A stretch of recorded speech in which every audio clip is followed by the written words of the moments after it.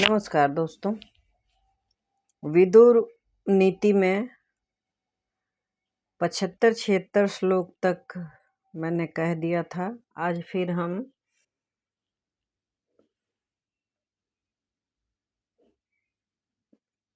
77 तक कह दिया था। 78 से आज शुरू करते हैं।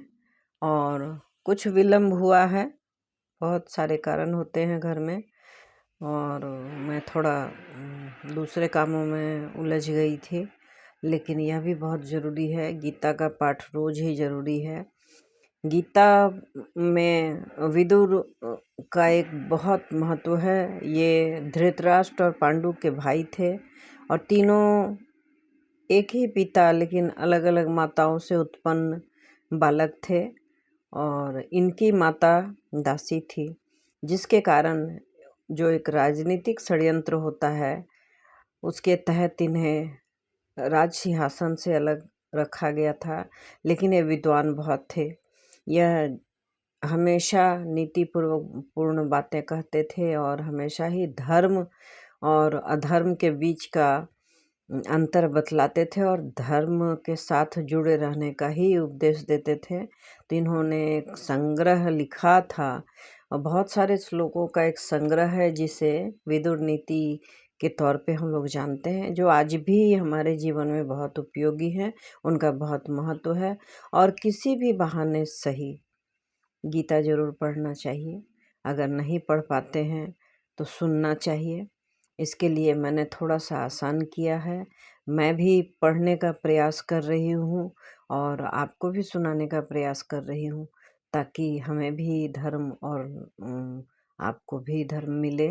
साथ ही पढ़ने से जो अध्ययन का जो दौर शुरू हुआ है, इसमें पढ़ते पढ़ते बहुत शुद्धता भी आ जाएगी। अभी तो बहुत शुद्ध मैं नहीं पढ़ पाती, लेकिन मैं दुखी नहीं हूँ। मैं प्रयासरत हूँ और मेहनत कर रही हूँ, तो सुधार तो हो ही जाएगा। और गीता भी पढ़ ही रही हूँ।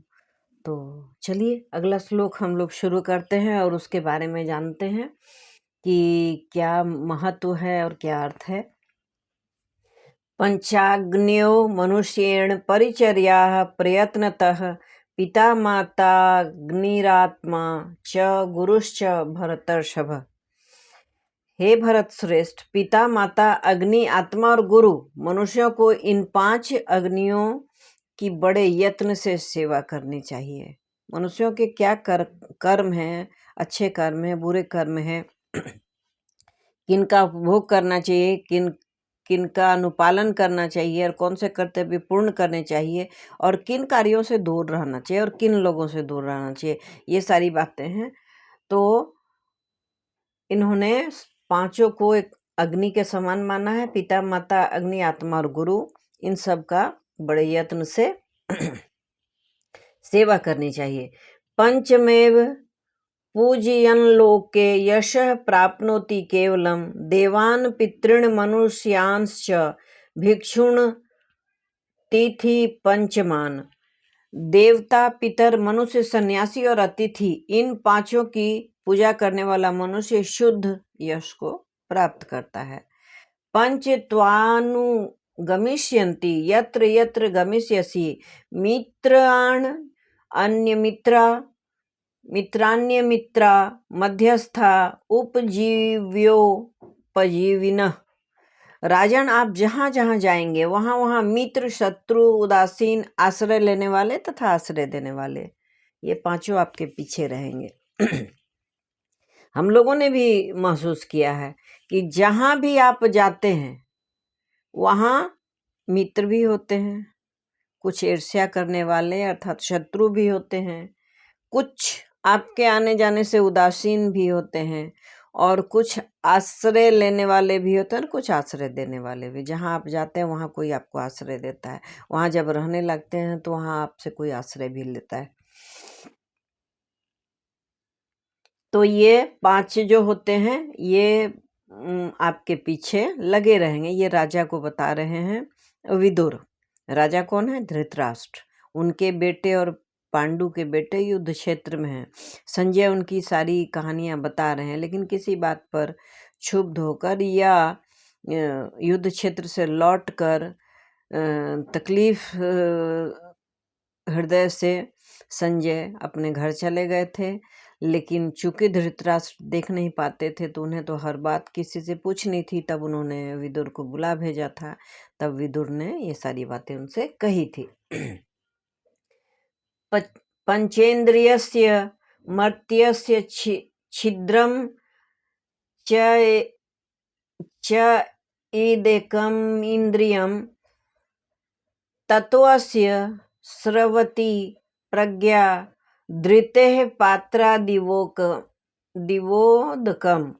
5 ज्ञानेंद्रियों वाले पुरुष की यदि एक भी इंद्रिय छिद्र युक्त हो, 5 ज्ञानेंद्रियां हैं, तो 5 ज्ञानेंद्रियों में से किसी एक इंद्रिय में भी छेद हो तो उनकी बुद्धि उसी रास्ते से कैसे निकल जाती है, जैसे मशक यानी घड़े, मिट्टी के बर्तन के एक छिद्र से सारा पानी निकल जाता है। उदाहरण है ये कि 5 इंद्रियां, 5 इंद्रियों को सही से काम करना पड़ता है। अगर एक इंद्रिय में भी दोष हो तो वह दोष इतना बड़ा होता है कि उनकी बुद्धि जो है उसी रास्ते से निकल जाती है। कैसे निकल जाती है? जैसे इतने बड़े घड़े में अगर एक मामूली सा भी छिद्र हो तो उससे जैसे सारा पानी रिस कर बाहर चला जाता है, उसी तरह से उनकी बुद्धि निकल जाती है। षड दोषा पुरुषे नेह हातव्या भूतिमिच्छता निद्रा तंद्रा भयम क्रोध आलस्यम दीर्घ सूत्रता। ये भी क्लास में आता है बच्चों को, 10 तक में कहीं ना कहीं ये मिल जाता है श्लोक। तो इसे थोड़ा इम्पोर्टेंट जाने, अगर छात्र देख रहे हैं तो ये उनके लिए इम्पोर्टेंट है, इनको समझने का प्रयास करें। अगर ये देख लेते हैं, पढ़ लेते हैं तो क्लास में शायद उनको इतनी कठिनाई नहीं होगी।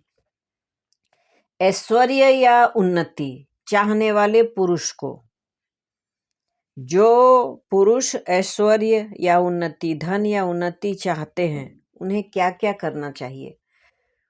नींद, तंद्रा मतलब ऊँघना, डर, क्रोध, आलस्य तथा दीर्घ सूत्रता। दीर्घ सूत्रता कहते हैं कि जो काम जल्दी भी हो सकता है उसे देर से करने की आदत। तो इन 6 दुर्गुणों का त्याग कर देना चाहिए। जो मनुष्य उन्नति चाहते, जो मनुष्य धन चाहते, उन्हें क्या छोड़ देना चाहिए? नींद, तंद्रा, डर, क्रोध, आलस्य तथा दीर्घ सूत्रता। इन 6 चीजों को छोड़ देना चाहिए, दुर्गुणों को छोड़ देना चाहिए।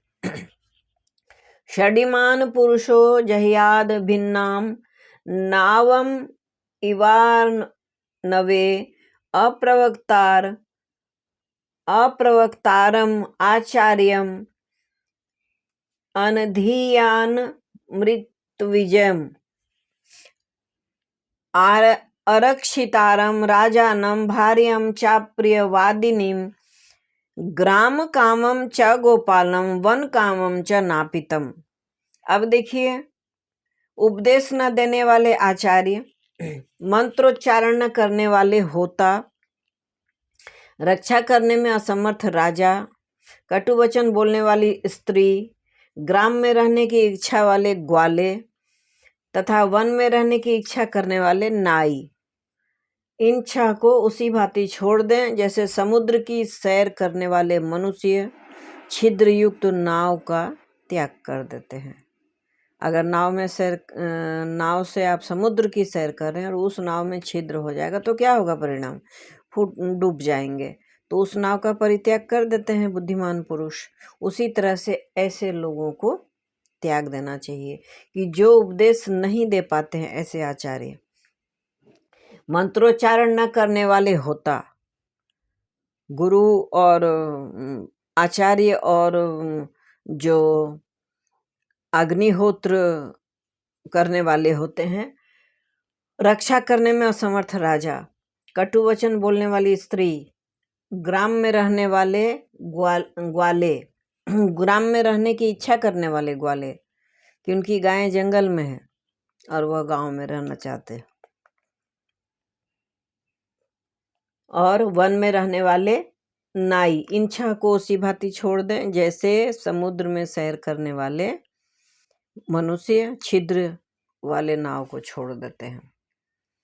षडेव तु गुणाः पुंसा न हतव्याः कदाचन, सत्यम दानम अनालस्यम अनसूया क्षमा धृति। मनुष्य कभी भी सत्य, दान, कर्मण्यता, अनसूया गुणों में दोष दिखाने की प्रवृत्ति का अभाव। बहुत ऐसे लोगों में ये गुण होते हैं। क्या गुण होते हैं? कि चाहे कितना भी काम कर लें, आपके गुण को नहीं सराहेंगे। वह आपके गुणों में दोष निकालने की